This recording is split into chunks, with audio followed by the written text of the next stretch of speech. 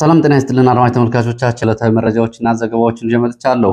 የ24 ሰዓት ዝርዝር የግንባር ሪፖርቶችን በዚህ ሰዓት ወደ እናንተ የማደርስ ይሆናል። በሌሊት በወታደራዊ ካምፖች ላይ ጥቃቶች ተፈጽመዋል። ይህንን ተከትሎ እንደዚሁ ደግሞ ውጊያዎች መደረጋቸውንም የሚገልጹ ዝርዝር መረጃዎች አሉ። ከዛ ባሻገር በሌሊት በአምስት አቅጣጫዎች የመንግስት ኃይል ወደ ፋኖ ማዕከላዊ ይዞታዎች ላይ ያደረጋቸውን እንቅስቃሴዎችና ዘመቻዎች ወይም ደግሞ ልዩ ኦፕሬሽን በሚል ያለውን አጠቃላይ ሁኔታ በተመለከተ አሁናዊ ዝርዝር መረጃ ከቦታው የማደርሳችሁ ይሆናል።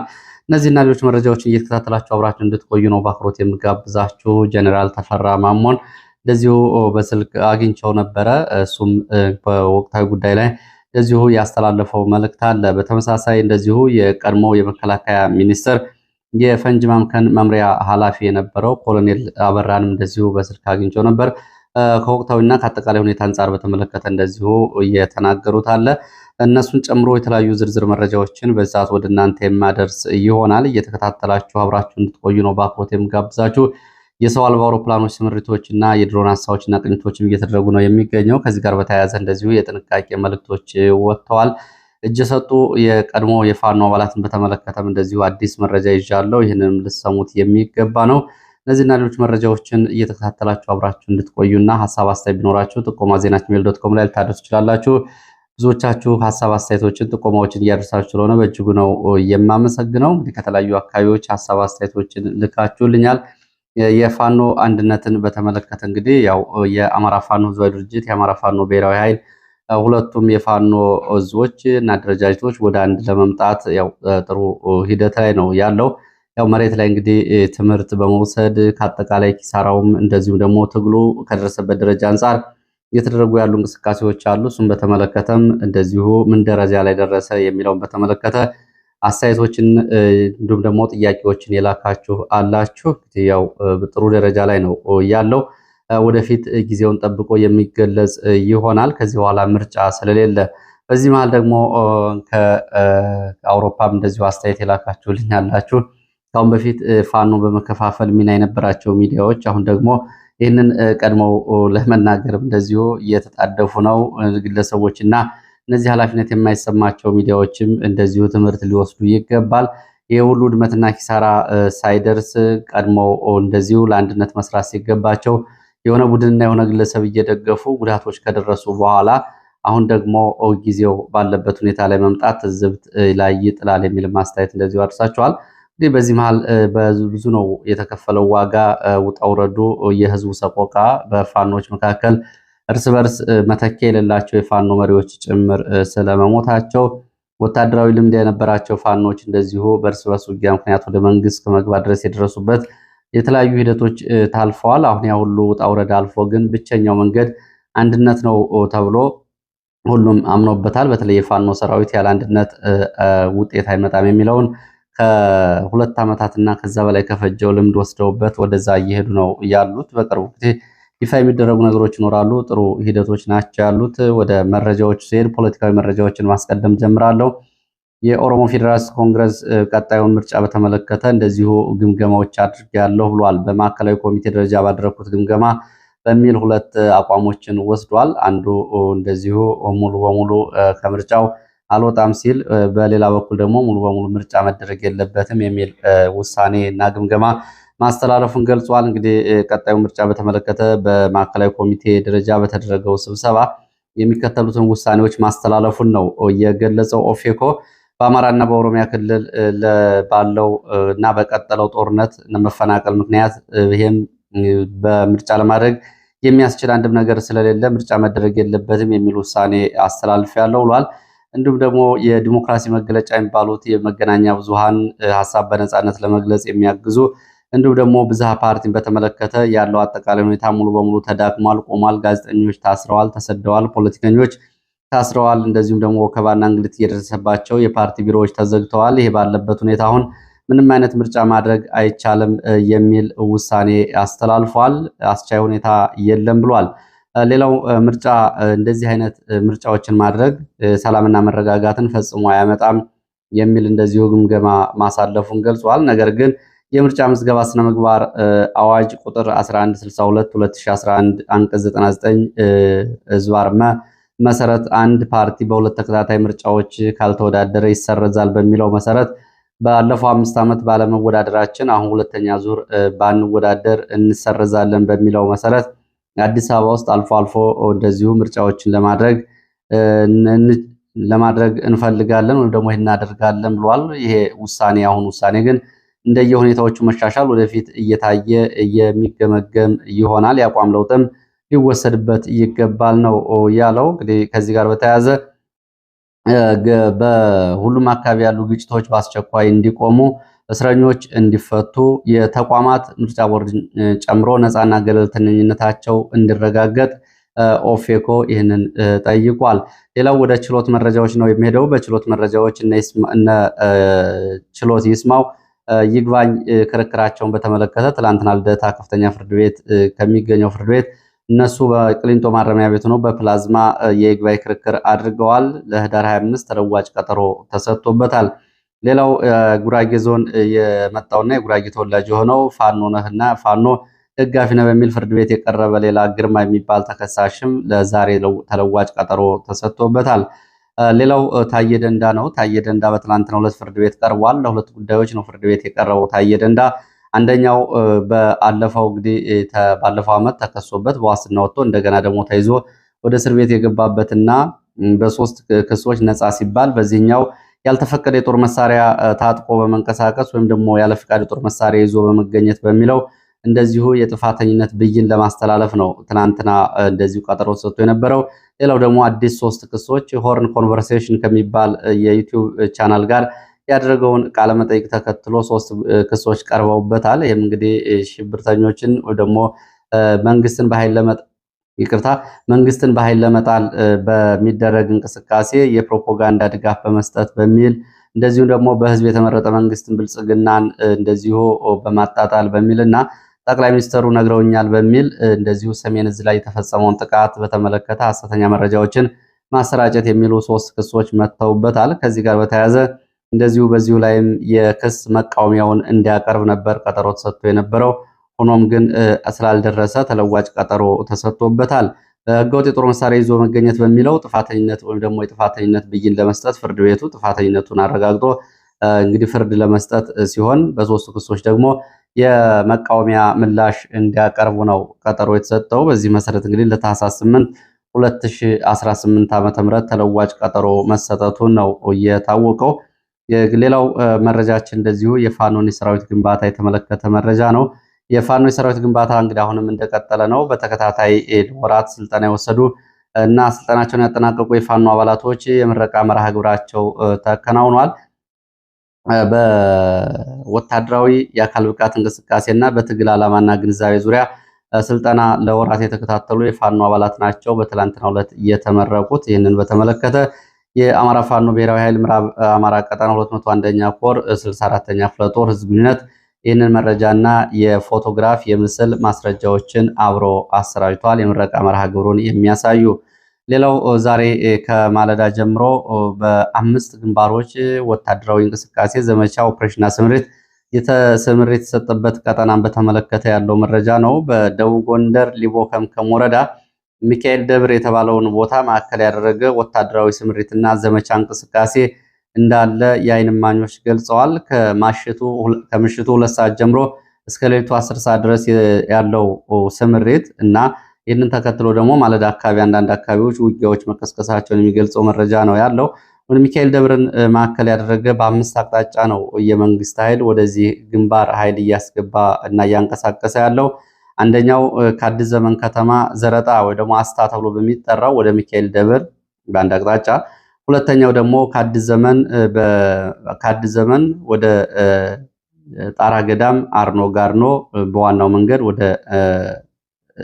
ሚካኤል ደብር፣ እንዲሁም ደግሞ ካዘዞ ጠዳም ፍራንዝ አርኖ ጋርኖ በዚሁ ሚካኤል ደብር፣ ሌላው ካዘዞ ጠዳ ወደ ጉሃላ በለሳ ወደ ሚካኤል ደብር፣ አራተኛው ካርባያ በለሳ ምስራቅ በለሳ በኩል እንደዚሁ ወደ ገንቲተኖ ተብሎ በሚጠራው ቦታ ይቅርታ የቦታውን ስያሜ በዚህ አምስተኛው ደግሞ ከጉሃላ ወደ ጣላ እና ባጀ ተብሎ ወደሚጠሩት አካባቢዎች በ5 አቅጣጫዎች ነው እንግዲህ በአይነቱ የመጀመሪያ የተባለውን ዘመቻ የመንግስት ኃይል እያደረገ ያለው። ለዚህ ዘመቻ እንግዲህ ከምሽቱ 2 ሰዓት ጀምሮ ከጎንደር አዘዞ ከአዲስ ዘመንና ከተለያዩ አካባቢዎች እንዲሁም ደግሞ የኮር ማዘዣ ተብሎ ከሚጠራው በኋላ ጭምር ኃይል እያንቀሳቀሰው ይህ እየተደረገ ያለው እንግዲህ ዛሬ ሌሊቱን ነው። በ5 ግንባር የተደረገውን ዘመቻ ዋና ማዕከሉ ሚካኤል ደብርን አድርጎ ነው ይሄ ስምሪት የተሰጠው። ዛሬ ያለው ዘመቻ ወታደራዊ ስምሪትና እንቅስቃሴውን ተከትሎ በአካባቢው ከፍተኛ ውጥረት አለ። አዲስ ዘመን የአዲስ ካምፕ ተቋቁሟል። በርካታ ኃይል ያለበት ካምፕ ከዚህ ካዘዞ ሰሜን ምዕራብ ዕዝ እንዲሁም ደግሞ በኋላ የኮር ማዘዣ የገባውን የእግረኛና የኮማንዶ የመንግስት ኃይል በሜካናይዝድ ጭምር የታገዘ እንደሆነ የዓይን እማኞች ገልጸዋል። በዚህ መሰረት ከፍተኛ ውጥረት አለ ብለዋል። በዚህ ሰዓት እንግዲህ የተለየ ነገር ባይኖርም ከፍተኛ ውጥረት አለ ብለዋል። ዘጌት ብሎ በወጡ መረጃዎች ደግሞ ባጃ ተብሎ የሚጠራው አካባቢ በዙ 23 እየታገዘ የመሳሪያ ከባድ መሳሪያና የቡድን መሳሪያዎች ድብደባዎች እንዳሉ የሚገልጹ መረጃዎች ናቸው። በአካባቢ ያለው ሁኔታ በተመለከተ ተከታታይ መረጃዎችን ወደ እናንተ የማደርስ ይሆናል። በዚህ አካባቢ እንግዲህ በዚህ ደረጃ ዘመቻዎች ሲደረጉ ከአሁን በፊት በሁለት አቅጣጫዎች ይደረጋሉ። የአሁኑ ግን በ5 አቅጣጫ በዘመቻውን በባህሪው የተለየ ነው። ከዚህ ባሻገር እንግዲህ የፋኖ መውጫ የተባሉትንና ዋና ማዘዣ ማዕከሉን ዘመቻ ማዕከል አድርጎ ነው ዘመቻው እንቅስቃሴ ያለው። መንገዶችን የመዝጋት ጭምር እቅድ ተይዞ በርካታ የሚሊሻ መንገድ መሪ ተዘጋጅቶ ነው። ከአሁን በፊት በዚህ ቀጠና 7 ጊዜ የውጊያ ተደርጓል ሚካኤል ደብር። ከዛ ባሻገር ደግሞ 3 ጊዜ የአየር ድብደባና ጥቃቶች መፈጸማቸውን የሚገልጹ መረጃዎች አሉ። እንግዲህ እንደዚህ አይነት ወሳኝ ቦታዎችን ለመያዝ ለአንድና ለመጨረሻ ጊዜ በሚል ነው ይሄ እንቅስቃሴ እየተደረገ ያለው። እስካሁን ግን የተለየ ነገር የለም። ከውጊያ ጋር በተያያዘ ወደ ሰሜን ወሎ አለማጣ የሚወስድን መረጃ ላስከትል። በሰሜን ወሎ አለማጣ 08 ተብሎ የሚጠራው ቀበሌ ጋርቤ የሚባል ቦታ ሰዎች በሌሊት ታግተው መወሰዳቸውን መረጃዎች ገልጸዋል። በሪሁን ጡመይ ተብሎ የሚጠራውን ሰው ጨምሮ ሌሎች እንደዚሁ በስም ያልታወቁ ሰዎች በሌሊት ከመኖሪያ ቤታቸው ታግተው ወደ ባይባዋ ተብሎ ወደሚጠራው አቅጣጫ መወሰዳቸውን ቤተሰቦቻቸው ተናግረዋል። በሌሊት እገታ የፈጸሙት የታጠቁ ኃይሎች ናቸው፣ ቁጥራቸው 10 ይደርሳል የሚሉት ቤተሰቦቻቸው እስካሁን ድረስ ታግተው የተወሰዱ ቤተሰቦቻቸው የት እንዳሉ በምን ሁኔታ እንዳሉ ማወቅ እንዳልቻሉ ነው እየገለጹት። ይህንን ተከትሎ ከፍተኛ ጭንቀት ውስጥ ነው ያለነው። ከሌሊቱ 7 ሰዓት ጀምሮ ነው እገታ የተፈጸመው ብለዋል። በተመሳሳይ ማዕከላዊ ጎንደር ጫንድባ አካባቢ 1 ቄስ፣ 2 ዲያቆናት፣ 1 አርሶ አደር በጠቅላላ 4 ሰዎች በቅማንት ታጣቂዎች ታግተው መወሰዳቸውንና በቤተሰቦቻቸው በሚሊዮን የሚቆጠር ገንዘብ እንደተጠየቁ ነው መረጃዎቹ የሚያሳዩት። እንግዲህ በተለይ በገንዘብ የለንም፣ ምንከፍለው የለንም፣ ቤተሰቦቻችን ታግተዋል፣ በየቀኑ የሰቆቃና የስቃይ ድምፅ ያሰሙናል፣ አሁን ከፍተኛ ሀዘንና ጭንቀት ላይ ነው ያለ ነው የሚል ነው እንግዲህ ቤተሰቦቻቸው እያቀረቡ ያሉት። ሰሞኑን እንደዚሁ በዚህ በእብናት ጎንደር አሰቃቂ ግፍ ተፈጽሟል። አንድ የ8 ዓመት ታዳጊ ታግቶ ከተወሰደ በኋላ ቤተሰቦቹ ገንዘብ እንዲከፍሉ ተጠይቀው ነበር። ይሄ የሆነ ባለበት ሁኔታ ህፃኑን በአሰቃቂ ሁኔታ ገድለው ቆራርጠው በፕላስቲክ ቋጥረው በር ላይ ጥለውት ተገኝተዋል። ይህም እንግዲህ በህዝቡ ቅሬታም እንደዚሁ ደግሞ ቁጣ የፈጠረ ጉዳይ ነው። ይህንን ድርጊት የፈጸሙት እነማን ናቸው የሚለው ጉዳይ አሁንም መጣራትና ለህዝቡ ግልጽ መደረግ አለበት። ህፃኑ እንግዲህ መከላከያ 3 ካምፖች ባሉበት አድማ ብተና ሚሊሻ ባለበት መሀል ከተማ ላይ ነው ታግቶ የተወሰደው። ከዚህ ጋር በተያያዘ እንግዲህ ብልጽግና በፋኖ ሰበብ ያደርጋል። ፋኖም እንደዚሁ ደግሞ ከተማ ውስጥ ያለ የመንግስት ሚሊሻ ኃይል ነው ይሄን ያደረገው እያለ ነው የሚገኘው። በዚህ መሀል እንግዲህ ህዝቡ ግን ከፍተኛ ስጋት፣ ፍርሃት ውስጥ ነው ያለው። እዚህ አይነት ጉዳዮች ተጣርተው ለህዝብ ግልጽ መደረግ አለባቸው።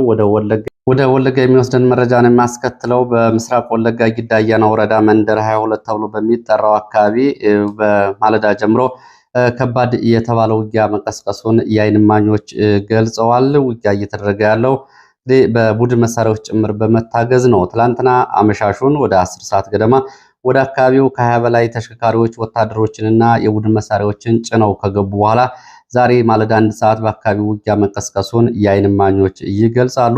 ይህ ውጊያ እየተደረገ ያለው እንግዲህ በመንግስት ወታደሮችና በአካባቢው ደግሞ በመሳሪያቸውን ትጥቅ አውርዱ በሚል ራሳቸውን እየተከላከሉ ባሉ የአማራ ገበሬዎች መካከል ነው። በቡድን መሳሪያ ጥቃት ተከፈተው በእነዚህ አርሶ አደሮች ላይ ነው የደረሰው። ሰብአዊ፣ ቁሳዊና ወታደራዊ ኪሳራ በተመለከተ በዝርዝር እየታወቀ ነገር የለም ብለዋል። ተጨማሪ መረጃዎች እንደደረሱ ወደ እናንተ የማደርስ ይሆናል።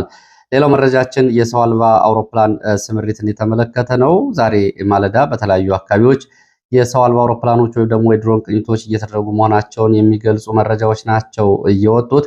በተለይ በአዊ ዞን እና በምዕራብ ጎጃም አዋሳኝ ባሉ አካባቢዎች የድሮን ስምሪቶች ዛሬ ማለዳ መኖራቸውን የዓይን እማኞች ገልጸዋል። የድሮን ስምሪት ካለባቸው አካባቢዎች መካከል ሰከላ ወረዳ በተለያዩ ገጠራማ ቀበሌዎች፣ በአዲስ ቅዳም ፋግታ ለኮማ ወረዳ የተለያዩ ቀበሌዎች፣ በቲሊሊና በሰከላ አማካኝ በሚገኙ አካባቢዎች፣ ወደ ቡሬ ቆላማ አካባቢዎች እንዲሁም ደግሞ ጃቢጠናን ወረዳን ጨምሮ በእነዚህ አካባቢዎች የድሮን ቅኝት ከማለዳ ጀምሮ እየተደረገ ነው።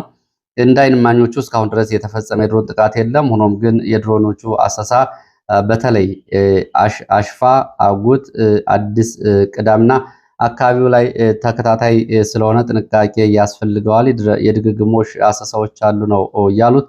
ይህን እንግዲህ በተመለከተ ሰሞኑን በተለያዩ አካባቢዎችም እንደዚሁ ተመሳሳይ ድሮን አሰሳዎችና ቅኝቶች ሲደረጉ ነው የሰነበቱት። ሌላው መረጃችን ወደ ራያ ቆቦ የሚወስደን ነው። በራያ ቆቦ ደጋማው አካባቢ ትላንትና መሻሹን በወታደራዊ ካምፕና በወታደራዊ ምሽግ ላይ ፋኖ ድንገተኛ ጥቃት መፈጸሙን የሚገልጽ መረጃ ነው። በተኩለሽ ተብሎ በሚጠራው ቦታ በሚገኝ ወታደራዊ ካምፕ ላይ ድንገተኛ ጥቃት ተፈጽሟል። ፋኖ ትላንትና ወደ 10 ሰዓት ተኩል ገደማ በወታደራዊ ምሽግና በወታደራዊ ካምፕ የፈጸመውን ጥቃት ተከትሎ በአካባቢው እንደዚሁ ለአንድ ሰዓት የቆየ ውጊያ ተቀስቅሶ ነበር ብለዋል። ለሰዓታት በተደረገው ውጊያና በድንገተኛ የደፈጣ ጥቃቱ የደረሰው ዝርዝር ጉዳት አልታወቀም። እንግዲህ በተለይ በምሽግ አካባቢ በሌላ ዝግጅት ላይ የነበሩ ወታደራዊ አመራሮችም የዚህ ድንገተኛ ጥቃት እንደዚሁ ሰለባ ስለመሆናቸው የመረጃ ምንጮቹ ገልጸዋል። እንግዲህ በምን ኃላፊነት ያለና ምን ማድረግ ያለው ወታደራዊ አመራር ጉዳት እንደደረሰበት አልታወቀም። ወታደሮቹ ግን በሌላ ዝግጅት ላይ ባሉበት ሰዓት ነው ይሄ ድንገተኛ ጥቃት እየተፈጸመው። የፋኖ ጠንካራ ይዞታዎች ናቸው ከሚባሉት አካባቢዎች አንዱ የነበረው ተኩለሽ እንግዲህ ከባለፉት 3 ሳምንታት በፊት የመንግስት ኃይል ወደ አካባቢው መግባቱን ተከትሎ ትናንትና ይህንን ቦታ ለማስለቀቅ ፋኖ ድንገተኛ ጥቃትና እንደዚሁ ደግሞ የግንባር ውጊያ ማድረጉን የገለጹት የመረጃ ምንጮች ይህንን ተከትሎ እንደዚሁ ሙጃ ወንዳች አካባቢ ያለ የመንግስት ኃይልም እንደዚሁ እንቅስቃሴ ስለማድረጉ ነው የመረጃ ምንጮች የገለጹት። የደረሰው ጉዳት በዝርዝር አልታወቀም። ሌላው እንግዲህ በፋኖ ሰራዊት ውስጥ እንደዚሁ ስም ካላቸው ወታደራዊ አመራሮች መካከል ጀነራል ተፈራ ማሞን እንደዚሁ በስልክ አግኝቻቸው ነበር። ጀነራል ተፈራ ማሞ ከውስጥም ከውጭም ይህንን ትግል በደንብ መጠበቅ ያስፈልጋል ብለዋል። አዳዲስ ኃይሎች ጭምር ይህንን ትግል በስጋትነት እየተመለከቱት ይገኛሉ። ከስጋታቸው ተነስተው ደግሞ የተለያየ ምክረ ሀሳቦችን ለእነ አብይ አህመድ እያቀረቡ እንደሆነ መረጃው አለኝ ነው የሚሉት ጀነራል ተፈራ። እነዚህ አዳዲስ ያሏቸው ኃይሎች እነማን እንደሆኑ ስጠይቃቸው እነ ጀነራል ጻድቃን ሳይቀር የፋኖን ትግል በተመለከተ አሉታዊ አቋም ይዘዋል። ስለዚህ የፋኖን ትግል ከውስጥም ከውጭም እንደዚሁ ለመጠበቅ ጠንካራ ስራ ያስፈልጋል ነው ያሉት። እዚሁ ላይ እንግዲህ የነ ጻድቃን በስጋትነት ሲያዩት ሌሎቹ የነባር ህወሓቶችስ የፋኖን ትግል በአዎንታዊነት ያዩታል የሚል ጥያቄ አንስቼላቸው ነበር። እንግዲህ አብይ አህመድ ጋር ስጋት አለን የሚሉ ኃይሎች ናቸው እነሱ በሚል ይሄኛው ግን አማራጭ እቅዶችን ጭምርና ምክረ ሀሳቦችን በማቅረብ የፋኖን ትግል በስጋትነት ይመለከተዋል የሚል አስተያየት ነው እየሰጡት። ይህንን በተመለከተ እንግዲህ የፋኖን አንድነት ማምጣት ብቸኛው መፍትሄ ነው። ለዚህም ሁሉም ስምሪት መውሰድ አለበት። ከውጭና ከውስጥ ሁሉም በየፊናው ስራ መስራት አለበት ሲሉም ገልጸዋል። ምናልባት ሁኔታዎች የሚመቻቹ ከሆነ ሙሉ ቃለ መጠይቅ ለማድረግ ፈቃደኛ ነኝ። በዚህ በኩልም ተነጋግረናል።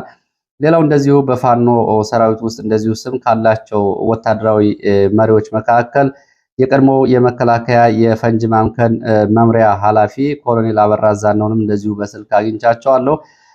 አጠቃላይ ትግሉን በተመለከተ ጥያቄ አቅርቤላቸዋለሁ። ባለፉት 7 ወራት የፋኖን ውስጣዊ ችግሮች በተመለከተ በደንብ ለይተናል። ፋኖ የውጊያ አቅሙና የመዋጋት ችሎታው እንዲሁም ደግሞ የውጊያ ጥበቡ ምንም ጥያቄ ውስጥ የሚገባ ጉዳይ አይደለም። በዚህ ደረጃ ላይ ከፍተኛ ደረጃ ላይ ደርሷል። ነገር ግን የፋኖ መሪዎች ላይ ያለውን የግለሰብን ማዕከል ያደረገ ከአጠቃላይ ወታደራዊ ሳይንስ ጋር ያልተዋሃደ መሪነትና የተለያዩ ችግሮችን በደንብ ዘርዝረንና አንጥረን ተወያይተናል ነው ያሉት ኮሎኔል አበራ።